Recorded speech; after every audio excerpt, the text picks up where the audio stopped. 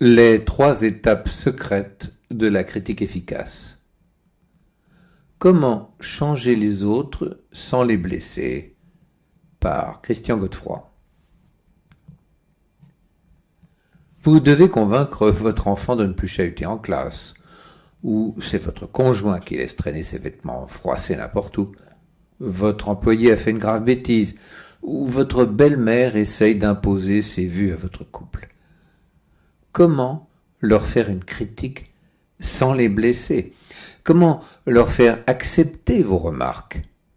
Comment les aider à changer sans déclencher un drame? Vous l'avez sans doute remarqué, lorsqu'on fait une critique, la personne se met tout de suite sur la défensive. Très souvent, elle n'entend même pas ce qu'on lui dit. Et dans la plupart des cas, elle ne va pas changer. Elle est blessée et vous en veut. Alors, comment éviter ce processus? Comment faire en sorte que la personne entende ce qu'on veut lui dire et qu'elle fasse des efforts pour changer? L'étape numéro 1 est de faire un compliment. Vous me direz, mais c'est complètement stupide, pourquoi faire un compliment alors que je vais faire une critique? Eh bien, pensez que la personne que vous avez en face de vous a ses oreilles fermées.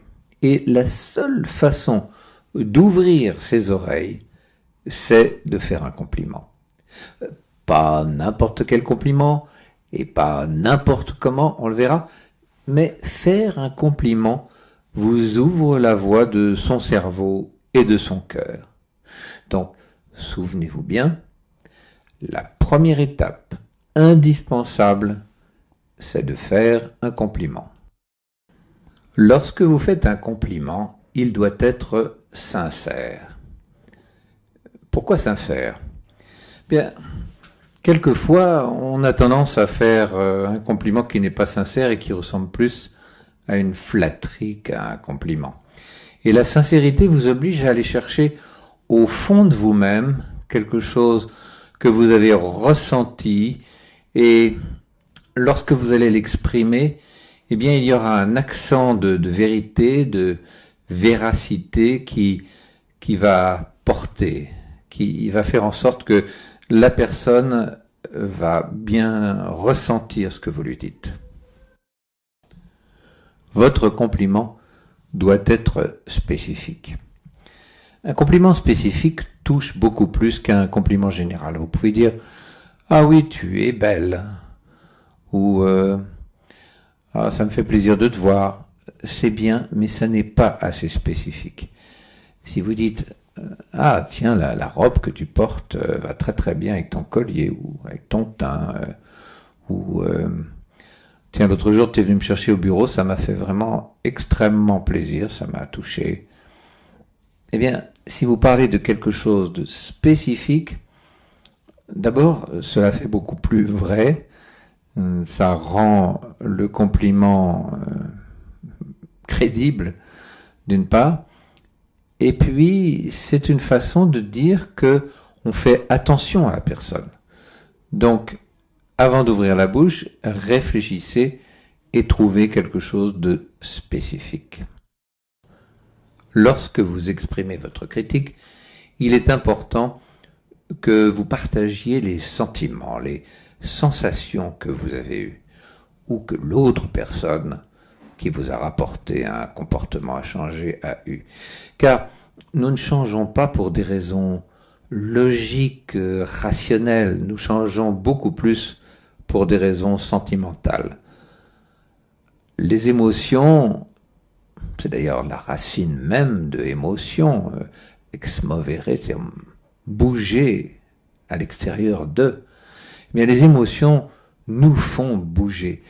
Et si quelqu'un exprime des émotions, cela facilite grandement l'envie de changer. L'étape numéro 2 est de faire un compliment. Bien, c'est très exactement la même chose que l'étape numéro 1. Simplement, un seul compliment ne suffit pas. Il est absolument indispensable d'en faire un minimum de 2. 3, c'est trop, 1, c'est pas assez. Donc, souvenez-vous, l'étape numéro 2, faites un compliment. Nous voici enfin à l'étape numéro 3.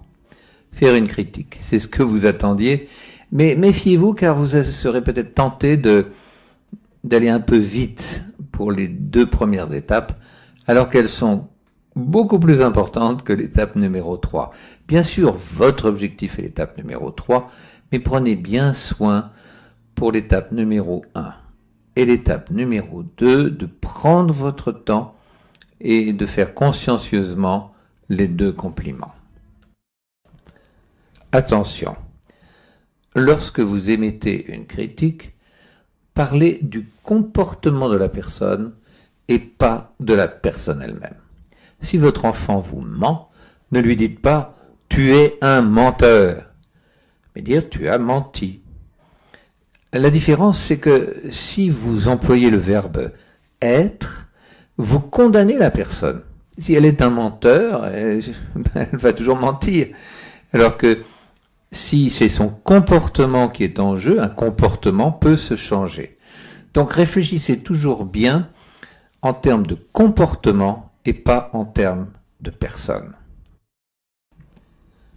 Lorsque vous parlez du comportement de la personne, parlez aussi du sentiment, de ce que vous avez ressenti avec ce comportement. Est-ce que vous avez été blessé? Est-ce que vous avez eu de la peine? Est-ce que d'autres personnes ont été choquées? Tout ce qui est du domaine du ressenti, eh bien, va avoir beaucoup plus d'impact qu'une simple description intellectuelle du comportement à changer. Après avoir décrit la situation, posez une ou plusieurs questions pour être bien sûr, bien certain que la personne a compris, qu'elle a pris la mesure de ce qui se passait. Voire même demandez-lui si elle est d'accord pour s'amender et changer. Enfin, je vous conseille de passer un contrat avec cette personne. Je sais, on a l'habitude de passer des contrats pour des raisons légales. Là, il s'agit d'un contrat psychologique, c'est-à-dire que la personne s'engage à quelque chose et lors de la discussion, après la question, vous êtes peut-être arrivé à un compromis, c'est-à-dire que vous-même, vous pouvez tout à fait faire des concessions pour arriver à un contrat. Un contrat, c'est un engagement. Un contrat permet de progresser et d'aller vers un changement de comportement. La critique efficace débouche normalement sur un contrat. Et puis par la suite, on revoit les termes du contrat, on voit si ça a fonctionné. Si ça n'a pas fonctionné, on passe un nouveau contrat. Souvenez-vous donc, première étape, un compliment. Deuxième étape, un autre compliment. Troisième étape, la critique. Et la critique ne doit jamais condamner la personne. La critique est toujours orientée vers son comportement. Et vous débouchez sur un contrat. Voilà, j'espère que cette petite présentation vous rendra service. À très bientôt. Au revoir.